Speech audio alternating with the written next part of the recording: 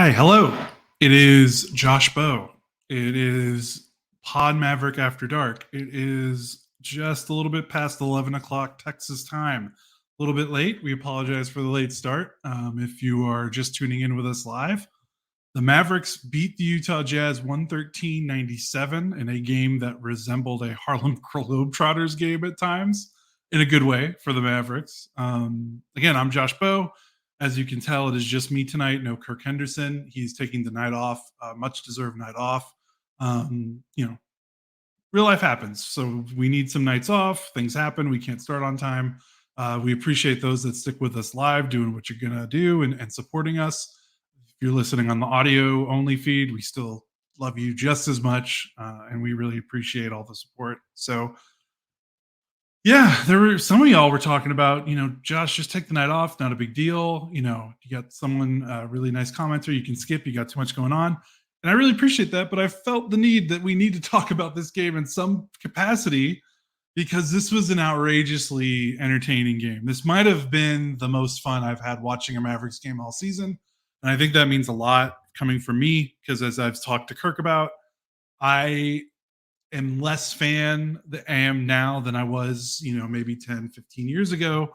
Just when you do this media part, when you're on the media side of the aisle for so long, it just kind of how it is. But this was so much fun. This was a very entertaining game to watch.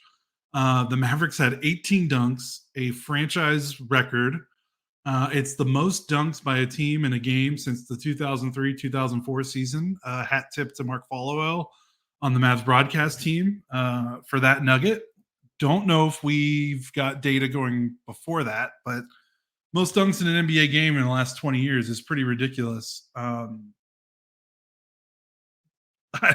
was fun. They were getting up and down the floor, 18 dunks, so many of them from Gafford, Lively, and Derrick Jones Jr. Looking at this now, it's pretty outrageous. So Jones, Gafford, and Lively combined to take 20 shots. They missed 3. So they were 17 of 20 from the floor. Just absolutely outrageous night. It's kind of amazing that Lively only had 6 points considering how many dunks were going on, but he had his share. Gafford was the star of the show, 24 points, 10 of 11 shooting, 7 rebounds, 5 assists, which is pretty remarkable. Again, only missed 1 shot. Most of them were dunks. A lot of them were on the break. Kyrie Irving had a dunk. Luka went for an alley-oop that didn't connect. He got fouled, and I think he had a little fun on the floor, kind of looking at Dante Exum, kind of like, why did you throw me an alley-oop? But it was that kind of night. Again, it was just that kind of night. The Jazz are stinky. They're stinky doo-doo. They, for the second consecutive season, punted away a chance at making the playoffs at the trade deadline by trading away basically a starter and 2 key rotation players. So they basically traded 3 of their top, 7 or 8 players, which is what they kind of did last season, and they're basically just kind of shamelessly tanking for the second year in a row. Very funny, the NBA moral police not as outraged about the Utah Jazz doing what they've doing for the last 2 years, but seemingly the Mavericks throwing away 2 games when they weren't going to make the playoffs anyway is a travesty against the game of basketball. Weird. Don't know what's going on there, but the Jazz are not great, and the Mavericks pretty much took care of business. I'm sure there were some fans that were a little annoyed that this game was not a wire-to-wire blowout.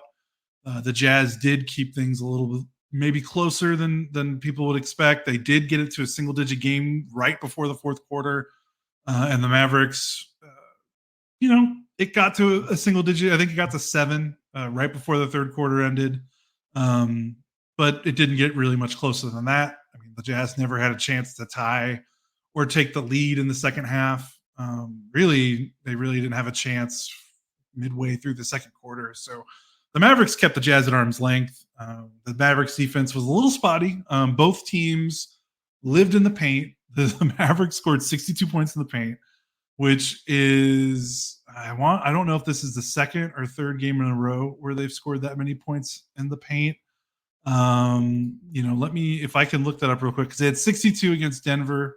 They had 62 against the Jazz. What did they have against the San Antonio Spurs? They had 52. So their streak is broken, but they've sandwiched on either end 2 60-point games in their last 3 games. Pretty outrageous when you consider this was one of the worst paint scoring teams in the NBA before the trade deadline. They're now in the top 10, I believe, since the trade deadline. A remarkable turnaround. Once again, the Mavericks win a game without making any of their threes. They shot 10 of 32, so under 35% again. The Jazz, not quietly, it was pretty loud hearing those clangs off the rim. They shot 4 of 30, 13% from 3. That was pretty much the game. The Jazz scored well in the paint, but it was turnovers and missed threes. The Jazz had 18 turnovers, which helped fuel the Mavericks' 27-10 fast break point advantage. They got on the break and ran a lot. The Mavericks had 12 steals. That's a lot. Anytime the Mavericks get double-digit steals, that's a lot for this team. Maxi Kleber had 3. Luka had 4, including what was undoubtedly the play of the season so far, getting a steal, diving on the floor for the ball, flipping it, no look, over his head while on the floor to Kyrie Irving, who then gave it to Derrick Jones Jr. for an alley-oop dunk. Literally a breathtaking play. Like, it was outrageous. Even I was kind of like, I don't emotionally react too much to plays in the middle of a game. And I was like, oh, holy crap. Like, that was crazy. Easily the best play. That is the defining highlight of this Mavericks season, unless it's the Kyrie Irving left-handed 20-foot 20-foot hook shot to win the game. It's one of those two. Just this week, and we're only at Thursday, the Mavericks play. This was the last game of the week for the Mavericks, but in 1 week, the Mavericks might have collected their 2 best highlights of the season. Just an outrageous game, outrageous play. Luka with 4 steals was amazing. I thought he played pretty well defensively on the ball. Again, no one really played well off ball. There was a lot of dribble penetration, which led to Walker Kessler getting a lot of shots around the rim. He was 7 of 7 from the field. But again, the Mavericks kind of did what they needed to do. They gave up a lot of dribble penetration, but they also forced, they had 12 steals, turned the Jazz over 18 times, although some of them we know were the Jazz's own doing. So really, outside of the shooting, outside of some of the defensive mistakes on the perimeter, perfect game, really. And just kind of goes to show the wild transformation that this team has taken since the trades for Daniel Gafford and PJ Washington. I've got it up right now, and I'm looking at it, and I still can't really believe it. So the Mavericks have now won 7 of their last 8 games. The only loss being a loss at Oklahoma City on the second night of a back-to-back without Luka Doncic, and they only lost. It was a clutch game for the most part, so it wasn't even that bad of a loss, all things considered. In these 8 games, in these 7 wins out of the last 8 games, the Mavericks have only shot above 35% or more from 3 in 2 of them. They shot 39% from 3 in the win against Miami. They shot 36.8% from 3 to win against Detroit. The other 5 wins, under 35%. 31% against Chicago, 22% against Golden State, 25% against Denver, 33% against the Spurs, 31% against Utah. They've only made the most threes they made in a game in this run was 16 against Miami. They've been under 15 made threes in every other game, including the wins. This was a team that was averaging almost 17 made three-pointers a game going into the All-Star break. And they've been under that number in under 17 made threes in every single game of this 7 of 8 stretch. It's a remarkable turnaround. And I think that there was a lot of commentary about the Mavericks shooting too many threes, I think, in the Luka Doncic era, start going back to the 2020 bubble team with Kristaps Porzingis. And I remember a lot of the conversation was, why are the Mavericks shooting so many threes? And it felt really weird because I was like, my point was always, what else are they going to do? The Mavericks very deliberately built a team of standstill spot-up three-point shooters around Luka Doncic, to maximize Doncic's gift at finding 3-pointers, whether it's out of the pick and roll or the double team. Uh, Definitely a fair roster building strategy when you consider how good Luka is at creating open 3-pointers. But that was about it. They did not have a lot of dynamicism on the roster. They did not have a lot of guys that could attack the paint. They did have some rim threats, lob threats in terms of Dwight Powell and even Kristaps Porzingis a little bit. But they didn't have elite rim runners for the most part outside of Dwight Powell, who was elite, but it's different. It's just his athleticism is different compared to what Gafford and Lively are. So it was funny because there was so much commentary I saw during those years where it's like the Mavs needed to stop shooting so many threes. And it's like, well, that's the players they have. That's the roster. Lo and behold, you change the roster, you change the style. Wow. Like a wild theory. You draft Eric Lively, you trade for Daniel Gafford and PJ Washington. So you're already adding 3 of the best athletes I think Doncic has played with since he entered the NBA. You add Dante Exum, who is easily the best backup guard that they've had in some time. They missed, once Jalen Brunson became a full-time starter, they did not have good backup guard play. They had Spencer Dinwiddie, who was more of a scorer off the bench than he was someone that ran the offense.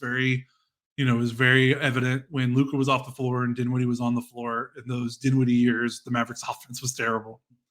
So they finally have a true backup point guard after Brunson left. They finally replaced, Brunson with Kyrie Irving. Add Derrick Jones Jr. This team has athletes. They have more athletes than they've ever had at any point since they've drafted Doncic. They have more elite rim runners on this roster than they've ever had since they drafted Doncic. Gafford and Lively are 2 of the best finishers in the NBA.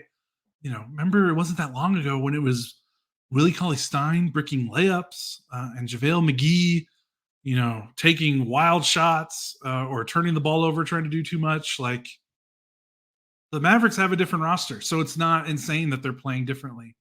You bring in rim runners, you bring in athletes, you bring in a better guy to play backup point guard so that when Luka and Kyrie are off the floor, there's someone that can still initiate offense and settle things down. You also bring in a guy that can play with Luka and Kyrie and also take some of the burden off of him.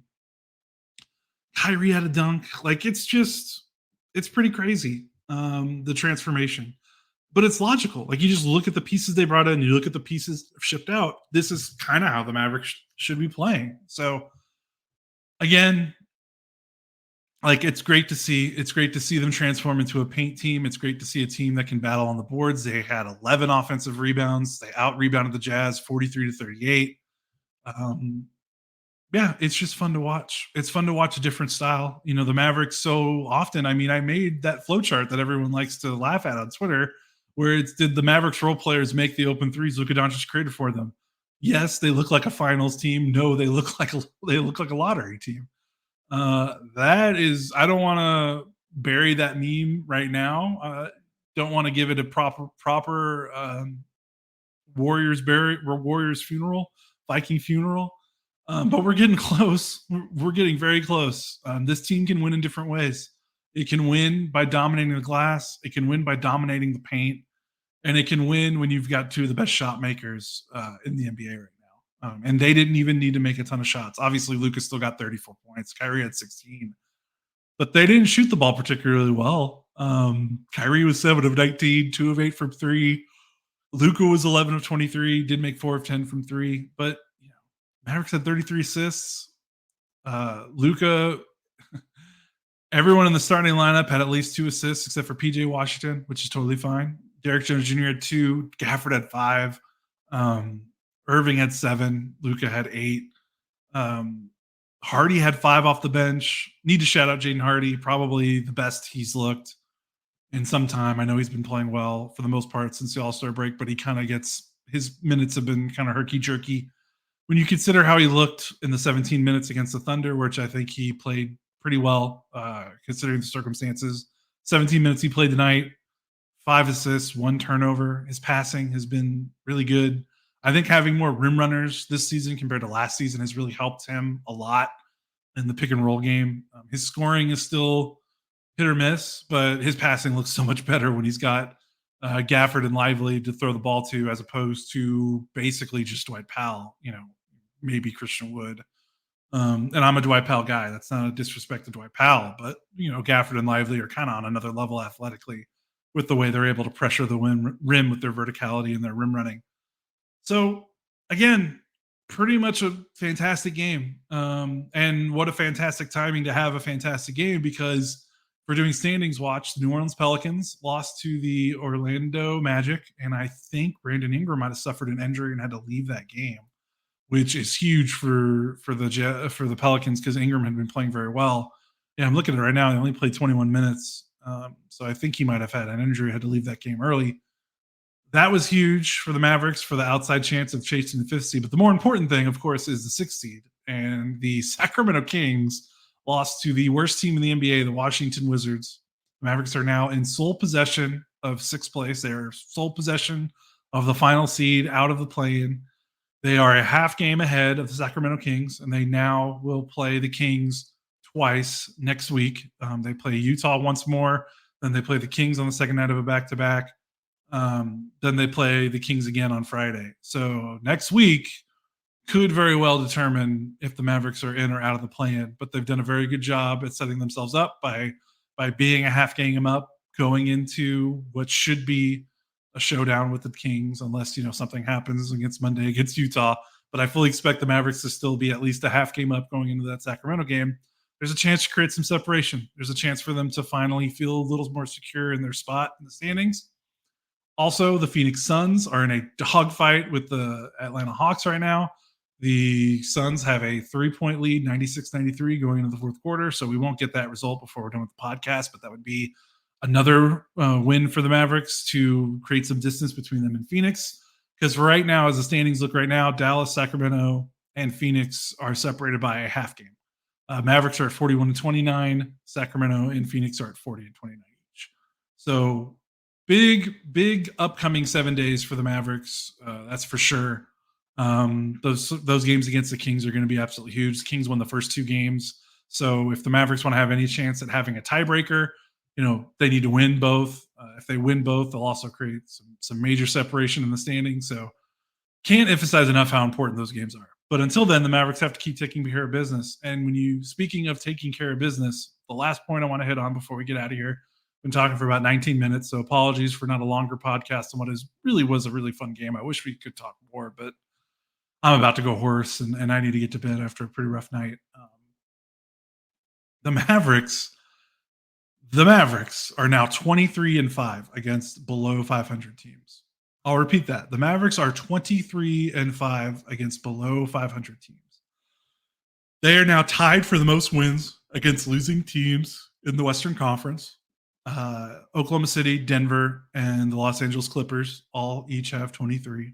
Technically, the Nuggets and the Clippers have a better record against below 500 teams because they're 23-4. So the Mavericks are a half game off there.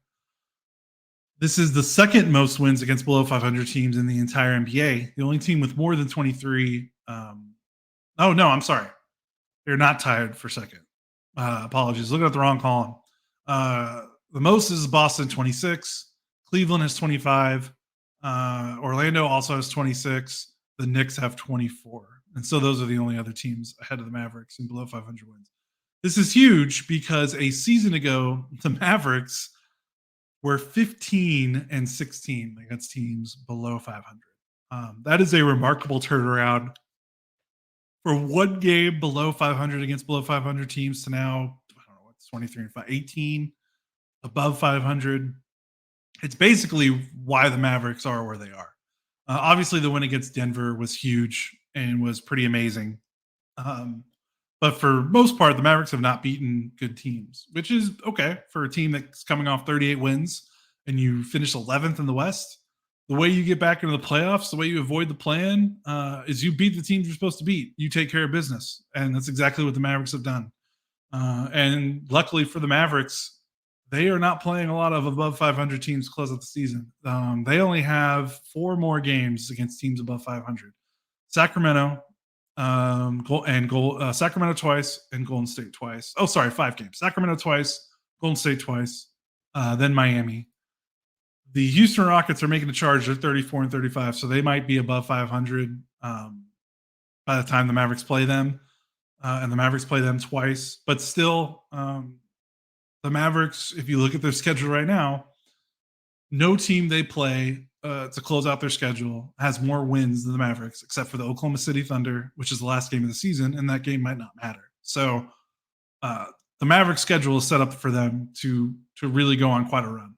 Yes, they're going to go on a long road trip. They're about to go on a 5-game road trip here. They've got a couple back-to-backs. Only 4 home games to close out the season.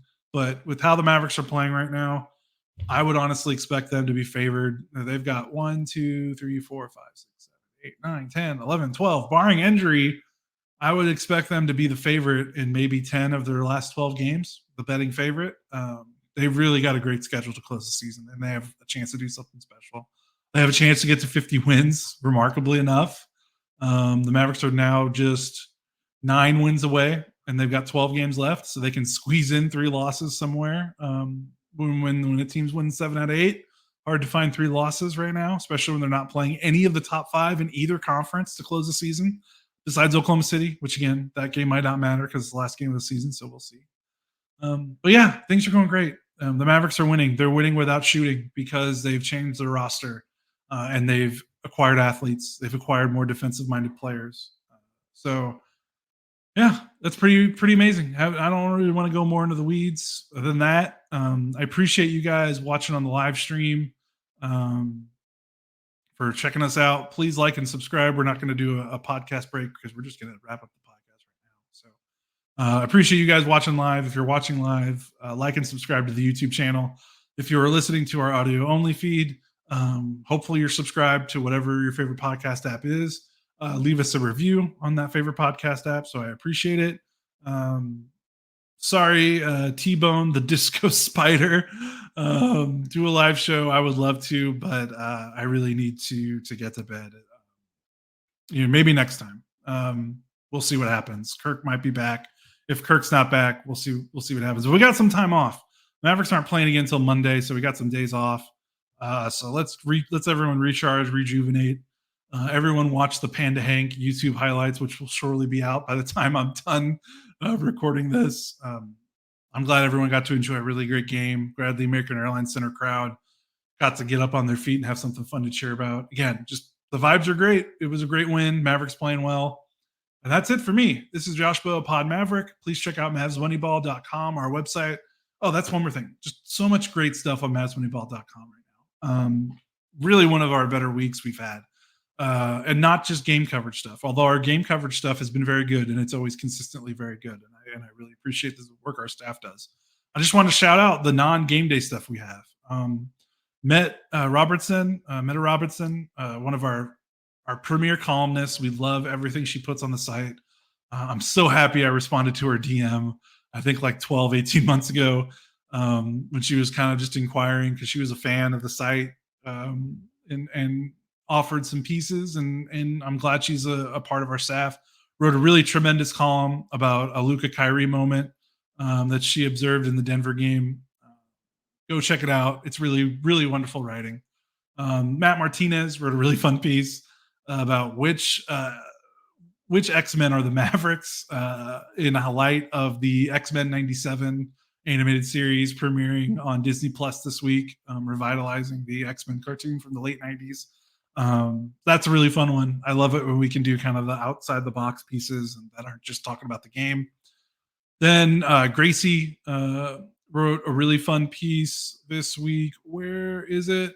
Mavericks have discovered a new formula for winning. She talked about how, basically what we talked about tonight, the Mavericks are winning games without burning the nets from beyond the arc. They're winning with rebounding, they're winning with paint scoring. And she got into that, and that's a really fun piece.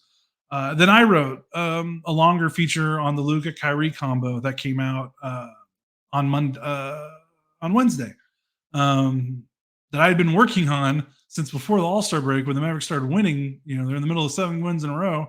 I'm looking at the data. I'm looking at how they're playing. I'm like, I'm going to write about Luka and Kyrie and how well they're playing and how this can be maybe a championship level duo if things fall right.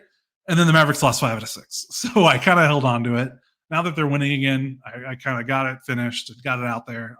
I like this piece. I don't normally like a lot of the stuff that I write, but um, I enjoyed that piece. Check it out if you want to see some good numbers about the Luka Kyrie combo, how they stack up against other elite duos across the NBA. Some specific breakdowns and film of Luka and Kyrie working together, Kyrie screening for each other. And then, I go into how the trade deadline acquisitions are fitting in around the team and helping accentuate the Kyrie Luka stardom, which is working pretty well so far. So check out MavsMoneyball.com. A lot of good stuff. So that's it. Let's go. Matthew Phillips, staffer, almost Superman, could have joined, but he was at the game, so I'm glad he got to enjoy it. Matthew's got some stuff on the site as well. Believe he's got some game day stuff that he's written recently. So shout out to Matthew. And we're gonna get out of here. Mavericks beat the Jazz 113-97. This is Josh Bowe for Pod Maverick and for MavsMoneyball.com. We will talk to you guys next week. Have a good weekend. Stay safe out there.